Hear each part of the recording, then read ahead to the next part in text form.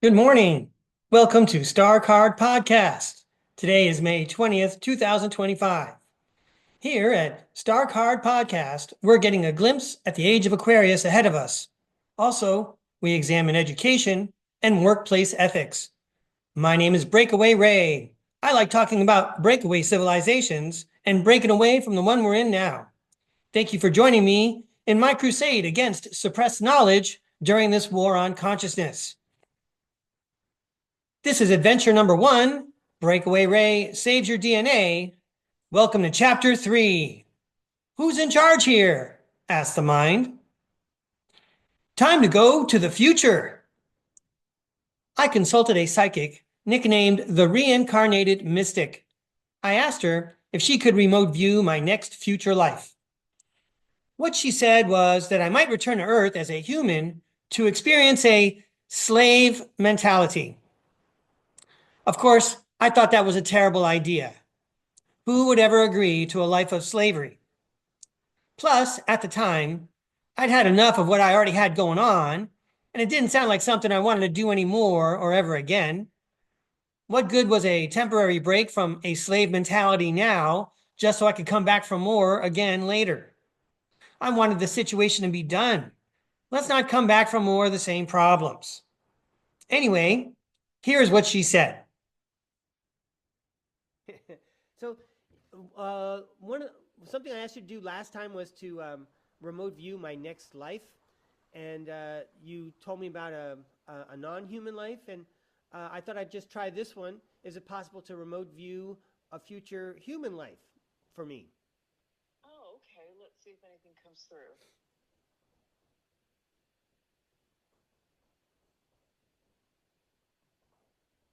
Okay, so this is what your higher self says. Um, as of right now, he's saying that I don't know what that's going to look like because of the Earth's paradigm shift and the dimensional changes. I'm asking him to show me what the most likely timeline would be if he does, because what it feels like is when you say human, I almost feel like I'm going off planets, that I'm a different kind of human in a way, or like it's a similar dimension of the human species. Um, but I don't really know what that looks like. It just feels very humanish, just different. And then the other timeline I got was that you reincarnate back into this earthly cycle, but everything feels very AI in a way. But there's still a human essence to it. So he's kind of like, it depends how these things shift in this earth and kind of how I move along with things, like that kind of feeling. But let me see if he'll give me the most probable based on today's energy.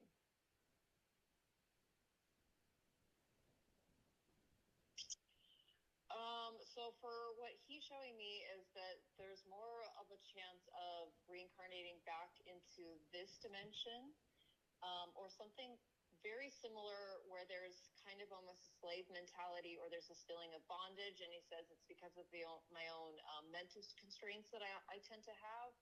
I must break through those, and this would be the reincarnation cycle would be that way to break out of my own mental constraints. And if I were to break out of my mental constraints in this lifetime, I wouldn't have to do that in that possible next one. Is that right? He says it's not like I wouldn't have to do it in the next one. I could choose. He says my highest self knows of its limitations based on incarnating into low dimensions. So, as spoken about previously, I could reincarnate into other dimensions as extra dimensional beings, but I may not gain the hard lesson of expansion that lower dimensions can offer. All right. I hope I'm listening to this correctly. It sounds like it's possible that I could choose to be in a life in which I had some kind of slave status, and the whole point would be to, escape my mental bondage through that lifetime. Is that true? Yeah, so when I talk about slave status, it's kind of like the feeling that you have now where you're bound to a job and you're not able to see how to break out of it, and it feels like everyone is dominating, controlling, manipulating, or hurting you. These are kind of like the energy of master slave. So you either have to break through your own mental bondages to break out of what they're trying to hold you to, or you just live it out and you incarnate into another dimension, whatever that may look, whatever your desire is for that expansion in soul. But there's something about your soul that's like, I need to know how to break through this. I just don't really know how to right now. So I could incarnate and retry, or I could move on and do it, live a different life in another extra dimensional essence.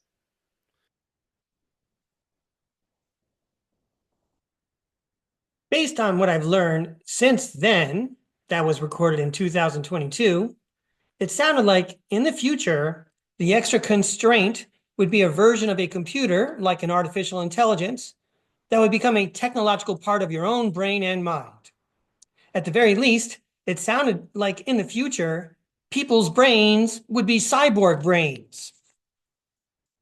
When Diet, the Reincarnated Mystic, said this, I didn't understand at the time. I was thinking another life, being a wage slave, especially in the situation I was in this time, was not going to be fun. Was it going to be physical slavery? And why? Can't we wrap things up in this lifetime so we don't have to do that anymore? Later on, I listened to Secret Space Program experiencers like John Whitberg, who explained that on other planets, it is common to have a brain implant which is in a perpetual data link with an artificial intelligence engineering the planet. This is a different form of slavery and control. It sounds like the collars on the people in Star Trek Episode 16 of Season 2, Gamesters of Triskelion, but the control is not around the neck, it's inside of the brain.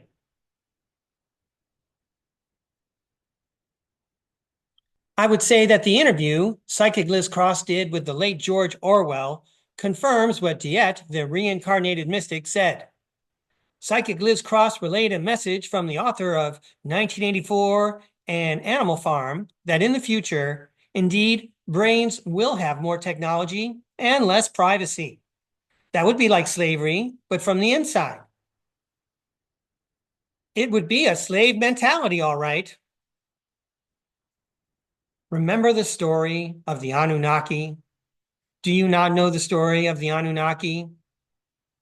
The Anunnaki are spacefaring beings that created humans to mine for gold. It sounds so simple and correct, doesn't it? As a species, it's hard for us to look beyond gold. Well, if you know the story of the Anunnaki, then you may also know that we humans on Earth's surface are a great cocktail of DNA from many species. Some famous contributors to our Earth's surface human families include beings we call Pleiadians and Lyrians, Sirians and Arcturians, even Mantids and the Draco. There are many contributors to our human genome that we do not know about, yet they are all part of each person's soul family. Remember how we were taught in school that it was all junk DNA?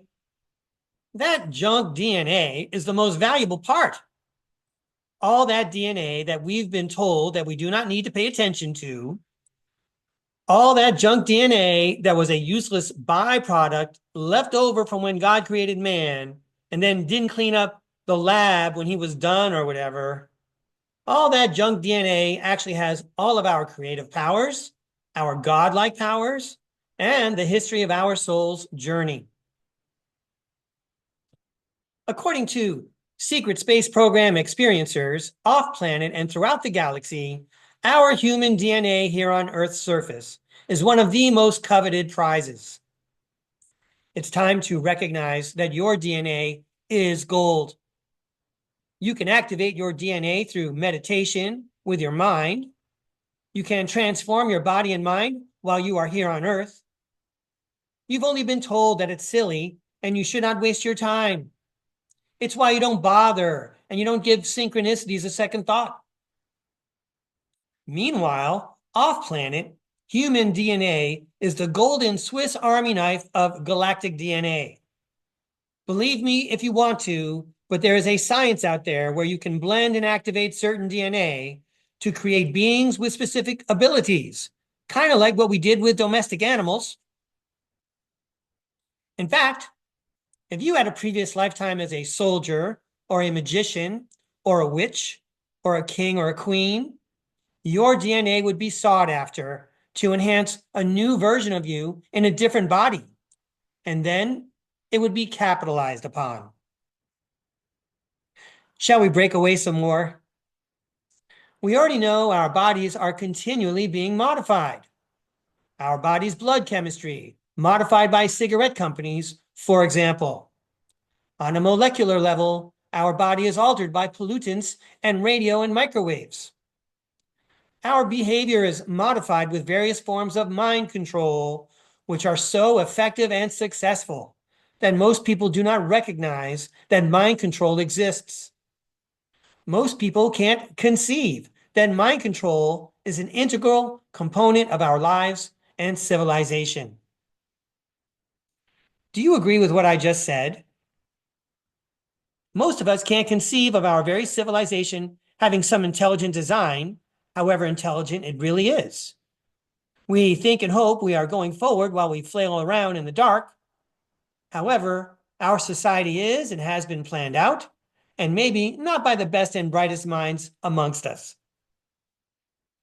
I suppose there are a multitude of other planets out there in the same situation where people's societies, knowledge, and lives are completely controlled and contained, and everyone lives with little awareness of whatever's going on outside the aquarium. You don't have to go off-world for an example. You really only need a middle school student's history education to see that cultures throughout history are variations on a theme. Our health, our body's very cells, even our thoughts are being changed right now. The things that create our life force are being sapped. And on top of all that, finally, our DNA and our souls are manipulated. Yeah, the Anunnaki did it, but it's been going on forever, and lots of parties are involved. Secret Space Program testimony includes stories of clone alters, in which mind-controlled individuals are put in clone bodies to perform tasks. This is also a form of slavery. You can read a famous example of this in the book Ceres Colony Cavalier by Tony Rodrigues. You can learn from other Secret Space Program experiencers like James Rink on his podcast, Super Soldier Talk. There is a comprehensive compilation covering noted experiencer Penny Bradley at the channel Saint Olga 69. I consider it mandatory viewing for anyone with an interest in the secret space programs. You can check out Ileana the Star Traveler. There are so many.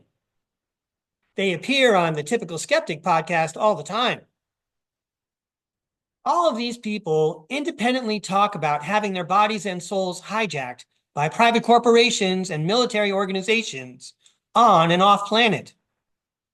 If you need any further convincing, check out the late great Rainetta Jones' interview from last month on the Typical Skeptic podcast. Rainetta's presentation was to our generation what the Gary McKinnon computer hacking event was to his generation about 20 years ago. Rainetta produces public documents which show that the Federal Communications Commission in the United States is among the entities here on Earth's surface that know all about the secret space programs and regulate communications throughout the galaxy. They do so via chips implanted in the body. So, what if we're all already chipped? If we were chipped and our bodies, minds, and even souls were being manipulated, would we even know? Some other person somewhere could press a button and orchestrate our thoughts and actions. Maybe activate superpowers we don't even know we have. They could turn us into a Hulk, or a computer super genius, or a super spy. So now, I take a time out to caution everybody about picking a fight with planet Mars. The idea of occupying Mars is being deliberately seeded into our collective conscious as if it's the concept of manifest destiny. There are people generating an idea that we should go to war with the planet Mars, the planet named for the Roman god of war. I can see it coming a mile away. Some of the first propaganda to commingle with knowledge that there's life on planet Mars and that we can live there too will be that we can live on planet Mars, but we've got to finish World War II. After that, we can take the land on planet Mars for ourselves. It's just like the story of United States President Polk's manifest destiny in the 1800s. This was the idea that it is for the greater good that the United States would take over the North American continent from the Atlantic Ocean to the Pacific Ocean, from sea to shining sea. First of all, please learn about the history of planet Mars and the Black Terror. The Black Terror was a 50-year invasion that started when our World War II ended. The Black Terror took place on planet Mars at the same time that the Cold War took place here on Earth.